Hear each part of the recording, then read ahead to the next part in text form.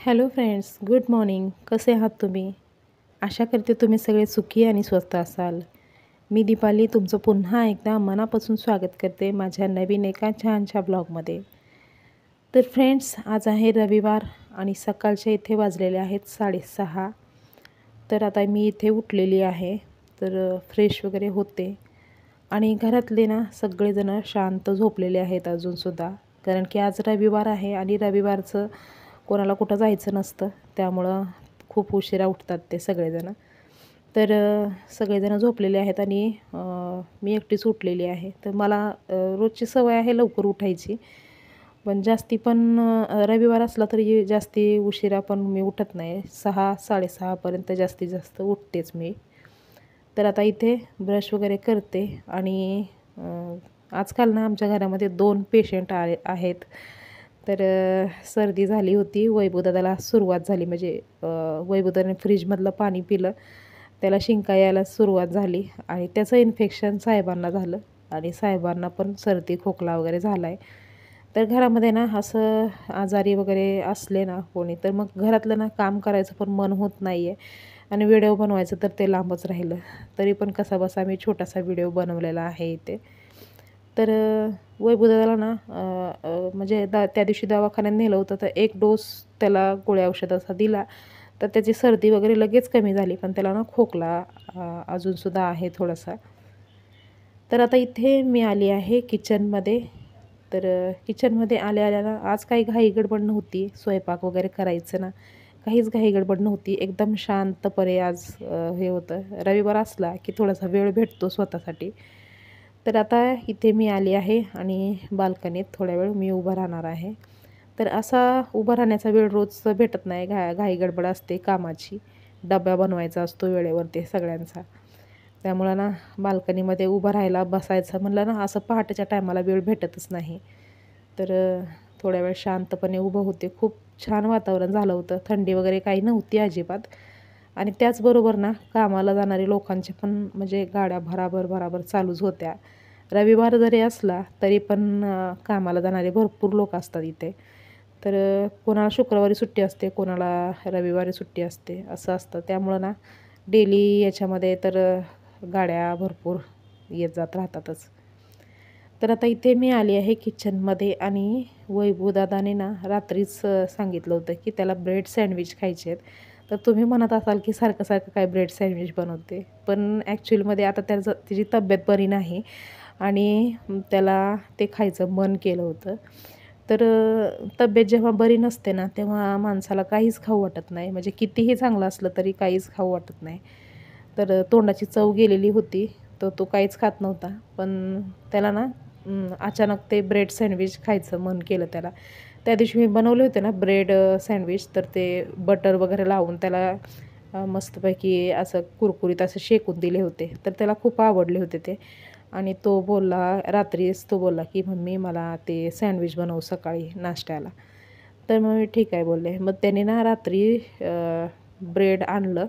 म्हणजे बाकी सगळ्यांना विचारलं की तुम्ही काय खाता की नाही, तर त्यांना म्हणजे साहेबांना वगैरे नको होतं. ते तर ब्रेड म्हणजे ते बटरचं वगैरे खात नाहीत जास्ती काय, त्यामुळं त्यांना नको होतं.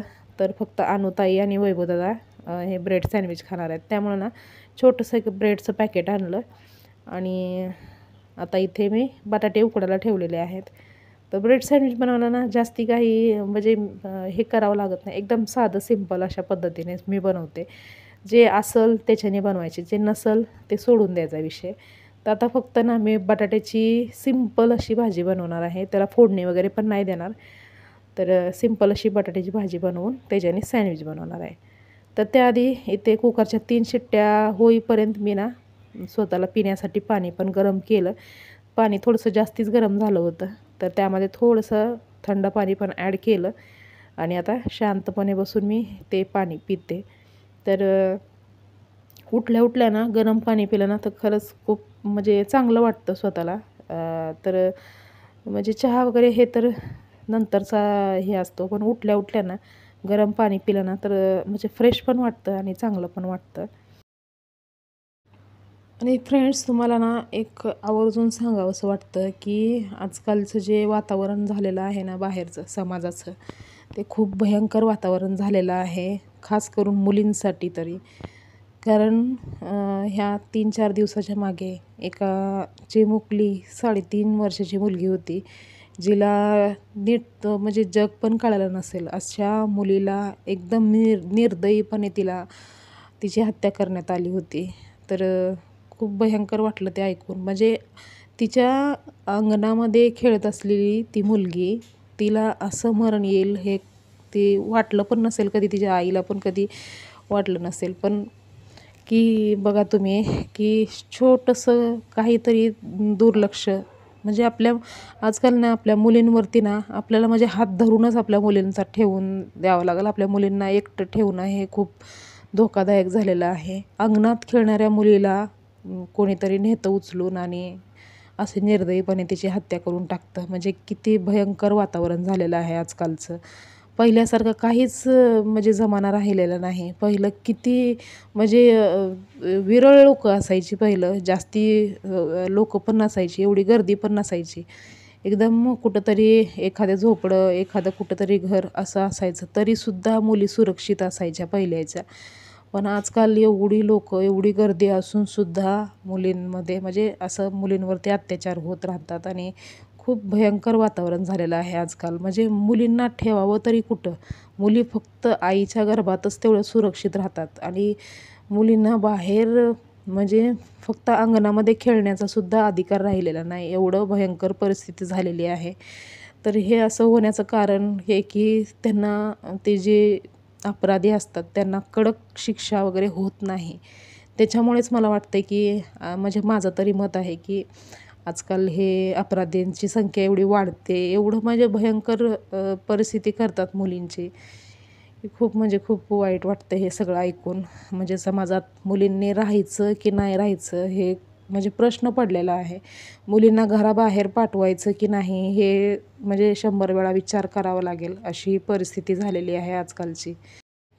त्यामुळं ना अशा परिस्थितीमध्ये आपल्या मुलींना, आपल्या लेकरांना कसं जपायचं हे एका आईनेच म्हणजे विचार करून राहावा लागेल. थोड्या वेळासाठी सुद्धा आपल्या मुलीला नजरेआड होऊ देणं हे खूप धोकादायक ठरणार आहे आजकालची परिस्थिती बघितली तर. त्यामुळं ना होता होईल तेवढं आपल्या मुलींना म्हणजे नजरेच्या आड होऊच देऊ नका आणि होता होईल तेवढं सुरक्षा देण्याचा प्रयत्न करा. आणि जशा प्रकारे आपण आपल्या मुलींना सुरक्षित ठेवण्याचा प्रयत्न करणार ना, त्याचप्रमाणे दुसऱ्या बाजूला आपण आपल्या मुलांना पण चांगलं पालनपोषण दिलं पाहिजे, याचा प्रयत्न केला पाहिजे. चांगले संस्कार घडावे मुलांवरती याचा प्रयत्न केला पाहिजे. मला तर वाटते ना, आजकाल हे जे अपराध घडत आहेत ना, याचं म्हणजे कारण कुठे ना कुठेतरी मोबाईल पण आहे. तर पहिल्याचा जो काळ होता तो खरंच वेगळाच होता. पण आत्ताचा जो काळ आहे ना, खूप भयंकर काळ झालेला आहे आणि त्याला कुठं ना कुठेतरी कारणीभूत मोबाईल पण आहे. त्यामुळं ना आपल्या मुलांना मोबाईल देताना म्हणजे 100 वेळा विचार करा की देणं गरजेचंच आहे की नाही. जरी पण तुम्ही अभ्यासासाठी मोबाईल देणार असाल तरी थोड्या वेळासाठी द्या किंवा अभ्यासासाठी जरी मोबाईल दिला तरी तो मुलगा अभ्यासच करतोय नक्की का हे पण सतत चेक करत राहणं हे पण आपलं कर्तव्य आहे. कारण मोबाईल ना जेवढा चांगला आहे तेवढंच खूप वाईट पण आहे. त्यामुळं मोबाईलच्या जास्ती सहवासात राहिल्यामुळं मुलं आजकालची बिघडायला लागलेत. त्यामुळं ना मुलं जोपर्यंत समजदार होत नाहीत तोपर्यंत त्यांना मोबाईल देणं माझ्या मते तर खूप चुकीचं आहे. आणि जे काही अभ्यास वगैरे आजकालचा जे अभ्यास वगैरे मोबाईलवरती येतात हे ते तर जेव्हा आपल्याकडे मोबाईल नसायचा तेव्हा आपण म्हणजे प्रश्नांची उत्तरं आपण पुस्तकातून शोधून लिहत होतो. आपल्याकडे नवनीत असायचं. तर हे पर्याय आपल्याकडे असायचे आणि हे सुरक्षित पर्याय होते. पण हे आजकालचे जे मोबाईलचे जे जे पर्याय निघालेला आहे ना, उत्तरं शोधण्यासाठी मोबाईल वापरायचा, अभ्यास करण्यासाठी मोबाईल वापरायचा, हे कुठे ना कुठेतरी समाजाला बिघडवण्याचं पण काम अर्ध तरी याच्याने होतेच. त्यामुळे ना होता होईल तेवढं आपल्या मुलांचा अभ्यास स्वतःहून घ्या किंवा ट्युशन लावा जर काही होत नसेल तर. पण होता होईल तेवढं ना मोबाईल देणं हे शक्यतो कमी करा. दिला तरी पण चेक करत राहा की अभ्यास चांगला चालला आहे की काय दुसरं चाललं आहे हे पण चेक करत राहा. तर फ्रेंड्स आता इथे तुमच्याशी बोलत बोलत हे सँडविच जे आहेत ते पण तयार झालेले आहेत आणि त्याचसोबत एका साईडला चहा पण बनवायला ठेवलेला आहे मी. तर आता इथे वैभवदादा उठलेला आहे. आणि हो, मुलांना ना मी सतत माझ्या वैभवला सतत मी सांगत राहते की मुलींची रिस्पेक्ट करायची.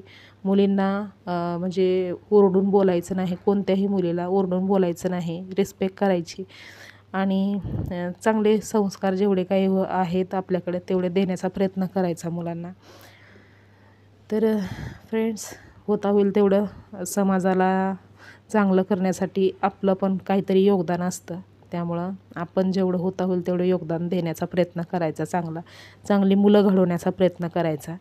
कारण की मुलं घडवण्यामध्ये आणि मुलांना चुकीचं किंवा हे करण्यामध्ये आईवडिलांचासुद्धा म्हणजे त्यांचीसुद्धा भागीदारी असते.